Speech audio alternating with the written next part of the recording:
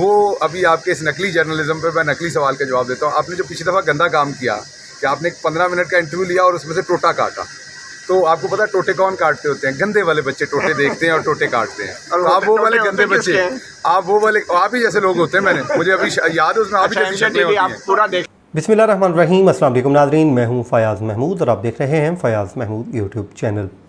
आपने शुरू में शहबाज़ गिल साहब की मुख्तसर सी गुफ्तगू सुनी। इंशाल्लाह इसी वीडियो में इनकी मुकम्मल गुफ्तगू आपके साथ मैं शेयर करूँगा। बड़ी ही आज अहम किस्म की ये गुफ्तगू हुई है सहाफ़ी मतीउल्लाह जान और शहबाज़ गिल के दरमियान। बड़ी नोक झोंक भी हुई, एक दूसरे को तंज़ भी एक दूसरे पे किए गए और न जाने वो ज़ू मैनी जुमले जो भी कसे गए वो वाकई हैरान कुन था। लेकिन खैर मैं ये पूरा मामला आप पे छोड़ूंगा कि आपने इस पे फ़ैसला कर लेना है कि यहाँ पे कौन गलत कौन सही। अच्छा नाज़रीन, आज दो केसेस की समाअत हुई, एक शहबाज़ गिल और शहज़ाद अकबर। आप यूँ कह लीजिए कि मौजूदा हुकूमत ने पहली जो केस बनाया वो बनाया शहबाज़ गिल और उसके अलावा शहज़ाद अकबर पे। अब इस पे हतमी तौर पे क्या केस बनेगा, मनी लॉन्ड्रिंग का और करप्शन का या फिर एसेट बियॉन्ड मींस का, उसमें तो अभी इंक्वायरी जारी है। लेकिन पहले महाज पे आप ये कह लीजिए कि हुकूमत को शिकस्त का सामना करना पड़ा है। दूसरी खबर होगी मियां नवाज़ शरीफ से मुतल्लिक। तो वो कहते हैं ना कि मर के भी चैन ना आया तो कहाँ जाएंगे। तो अब हुकूमत आ गई है, लेकिन बज़ाहिर मियां साहब की वापसी जो है वो मुश्किल दिखाई दे रही है, क्योंकि ऐसा मुमकिन नहीं लग रहा, बल्कि अगर वो आते हैं तो उनके भाई को ही उन्हें गिरफ़्तार करना पड़ सकता है। आज के अदालती फ़ैसले के बाद बज़ाहिर उनको जो डिप्लोमेटिक पासपोर्ट देने की दरख्वास्त है मुस्तरद कर दी गई है। लेकिन असल ख़बर ये नहीं है। असल ख़बर इसमें वो ख़बर है जो मियां साहब के लिए जेल का रास्ता हमवार हो गया है।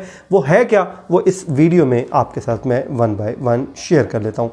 बुनियादी तौर पर जी आज शहबाज़ गिल और उसके अलावा शहज़ाद अकबर, उन दोनों की दरख्वास्तों पर समाअत हुई। शहज़ाद अकबर साहब तो बैरून मुल्क रवाना हो गए हैं। उनके ऊपर इल्ज़ाम ये है कि मनी लॉन्ड्रिंग और उसके अलावा एसेट बियॉन्ड मींस, और FIA ने इनके नाम स्टॉप लिस्ट में डाले थे और स्टॉप लिस्ट में डालने के इकदाम को चैलेंज कर दिया था जनाब इस्लामाबाद हाई कोर्ट में। और उसके बाद हुआ ये कि चीफ जस्टिस अतर मिनल्ला ने अहकामात जारी किए कि फौरी तौर पे इनके नाम स्टॉप लिस्ट से निकाल दिए जाएं। नाम निकाले गए, शहज़ाद अकबर साहब दुबई चले गए और आज शहबाज़ गिल साहब अदालत में पेश हो गए। शहबाज़ गिल साहब अदालत में पेश हुए और उनके वकील की जानिब से ये मौक़िफ़ लिया गया कि ये इंतकामी कार्रवाई है, इसके अलावा कुछ नहीं है। और उसके अलावा उन्होंने ये भी कहा कि उन्होंने ये भी कहा कि 2 लीगी वकला की शिकायत पर 7 अप्रैल को इंक्वायरी शुरू की गई है। अभी 7 अप्रैल को हुकूमत इमरान खान साहब की थी, लेकिन FIA जो है वो मुतहरिक हो चुका था। उसके बाद जी उन्होंने ये भी कहा कि डिप्टी अटॉर्नी जनरल ने यह कहा कि शहबाज़ गिल और शहज़ाद अकबर समेत किसी को हरासा नहीं किया गया, जिस पर चीफ जस्टिस अतर मिनल्ला ने रिमार्क दिए कि हरासा नहीं किया, लेकिन जिसका नाम ऐसे डाला जाए उस पर जो उन्हें कलंक तो लग गया ना। अदालत ने यह भी कहा कि FIA को चाहिए कि लोगों के बुनियादी हकूक़ का ख्याल रखें। जिसके बाद अदालत में ये भी कहा गया कि शहबाज़ गिल साहब का नाम डाल दिया गया है, लेकिन स्टॉप लिस्ट में नाम दहशतगर्दी, कत्ल या रेप पर ही आ सकता है, लेकिन मेरे पे तो ऐसा कोई इल्ज़ाम भी नहीं है। जिसके बाद अदालत ने ये रिलीफ बढ़ा दिया कि दरख्वास्त निपटा दी और फैसला सुनाया कि क्योंकि अब नाम लिस्टों में नहीं रहे और वो शहबाज़ गिल साहब या शहज़ाद अकबर साहब बाहर भी जा चुके हैं और शहबाज़ गिल यहाँ पर मौजूद हैं, तो इसलिए अदालत ने कहा कि FIA किसी को अब गैर कानूनी तौर पे हरासा नहीं करेगी। और हरासा करने से रोकते हुए अदालत ने दरख्वास्त को इस बुनियाद पे निपटा दिया कि क्योंकि ये दरख्वास्त आई थी स्टॉप लिस्ट से नाम निकलवाने के लिए और वो निकल गया है। अब उन्होंने बात क्या की वो आप बात सुन लीजिए, फिर हम मियां साहब के केस पे बात करते हैं। ये सारी चीज़ें मेरा ख्याल है अभी तो ये शुरुआत है, हो सकता है इससे आगे भी ये करें तो इंशाल्लाह फेस करेंगे उसको। तो आप क्या हैं इसी अदालत पे और आज इसी अदालत से आप रिलीफ लेके जा रहे हैं, क्या महसूस कर रहे हैं आप? अच्छा, एक तो आप ये आखिरी सवाल करेंगे, इसके बाद रिपीट नहीं करेंगे। कुछ दूसरे बंदे हमसे को क्या आप रिपीट करते हैं, फिर आप वो गंदे वाला जर्नलिज्म करते हैं कि टोटा काटते हैं, मैंने अभी आपसे असली सवाल पूछा नहीं है, सुन बस लेना, एक सवाल और सुन लेना। नहीं और नहीं जवाब दूंगा, मैंने पहले ही कह दिया आपको, मुझे पता नहीं था आपने असली नकली। अभी जो आपने नकली सवाल पूछा पहले उसका जवाब दे दूं, उसके बाद आपके चलें असली जवाब देते हैं। सुन तो लेना। इसी अदालत से रिलीफ मिला है, क्या कहते हैं आप?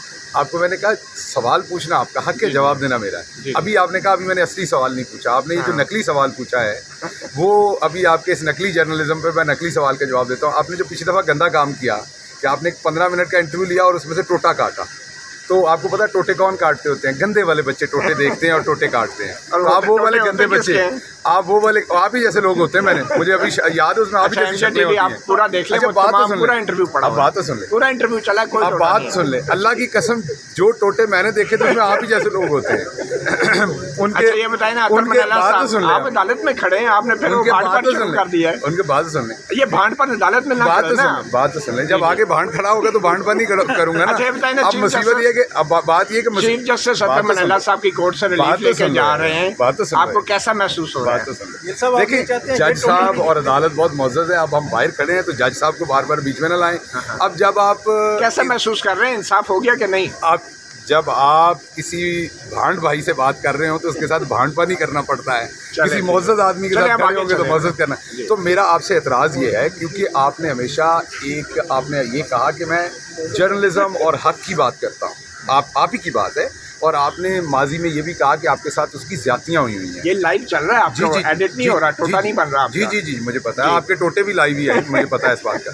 तो मुझे हैरानी ये हुई जो पिछली दफ़ा आपने हरकत की कि आपने एक 15 मिनट की कन्वर्सेशन में से एक टोटा काटा 15 सेकंड का और चलाया, तो ये जर्नलिज्म नहीं है, ये वाकई नकली जर्नलिज्म है। और आपसे मैं ये एक्सपेक्ट नहीं करता। चलें ऐसे आप खुले दिल, अगर आप सच्चे साबित हुए मैं माजरत करूंगा, अगर आप झूठे साबित हुए आप माजरत करेंगे?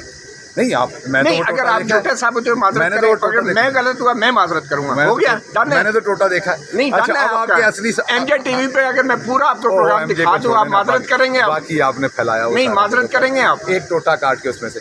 अच्छा मैं अब आपके नकली सवाल का जवाब दे दूं। मैं बहुत अच्छा महसूस कर रहा हूं और इंशाल्लाह मैं आइंदा भी अच्छा महसूस करना है मैंने, क्योंकि मैं राय हक पे हूं। इवेंचुअली मैंने अच्छा महसूस करना है। आप टोटे बनाएं, टोटों में काम करें, आपने सारी ज़िंदगी गंदा ही महसूस करना। अच्छा ये बताएं गिल साहब, अमेरिका का जो यार है गद्दार है के नारा लगाएं। ये तो जी शहबाज गिल और मतीउल्लाह जान साहब के दरमियान मुआमला था। अब आप जाने और आपका काम, आप इसको डिसाइड कर लीजिए कि आप इसको कैसे देखते हैं।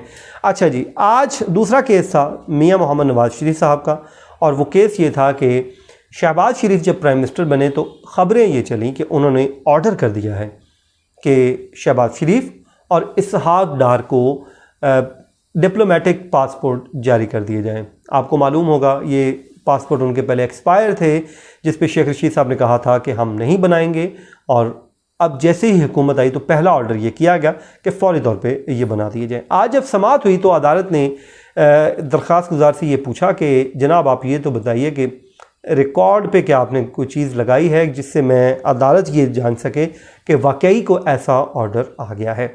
ज़ाहिर है दरख्वास्त गुजार के पास ऐसा कोई मटीरियल नहीं था जो अपनी बात को साबित कर सके। तो अदालत ने कहा कि आपने तो अदालती वक्त का ज़िया किया है, आप पे तो फ़ाइन होना चाहिए, आपकी दरख्वास्त जुर्माने के साथ डिसमिस करनी चाहिए। और अदालत ने एक बड़ी इंपॉर्टेंट बात की फ़ैसला सुनाने से पहले, और ये कही कि जो इश्तिहारी का कोई हकूक़ नहीं होता, और इस हवाले से उन्होंने कहा कि इस पे जो कानून है वो बड़ा वाज़ेह है और इश्तिहारी मुल्ज़िम किसी भी रिलीफ़ का मुस्तहिक नहीं होता। उसके बाद अदालत ने फ़ैसला सुना दिया। फ़ैसला क्या सुनाया जी, वो अब आपको मैं बता देता हूँ कि अदालत ने क्या फ़ैसला किया। अदालत ने कहा जी सबसे पहले तो इस दरख्वास्त को जुर्माने के साथ ख़ारिज कर दिया, जिस पे मुस्लिम लीग नून के लोगों ने बड़ी खुशी मनाई और कहा कि जी फ़ैसला हमारे हक़ में आ गया है।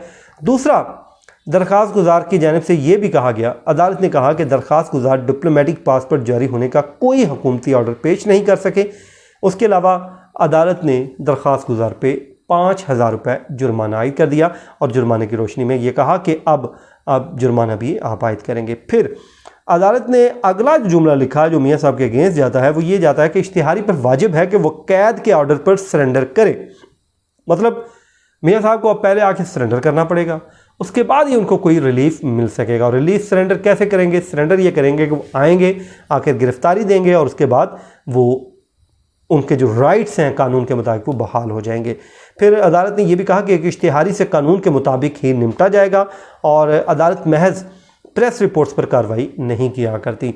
उन्होंने अदालत ने शहबाज शरीफ केस का हवाला भी दिया है फैसले में, और इसी फैसले को बुनियाद बना के मियाँ साहब का जो केस है वो निपटा दिया, यानी कि दरख्वास्त को खारिज कर दिया, लेकिन ख़तरे की घंटी बजा दी। अब वो आएंगे तो पहले उनको सरेंडर करना पड़ेगा, उसके बाद ये मामला आगे बढ़ेगा। नाज़रीन, ये था आज का हमारा वीलॉग। अपनी दुआओं में याद रखिए। मुझे दीजिए इजाज़त। अल्लाह ने के बाद।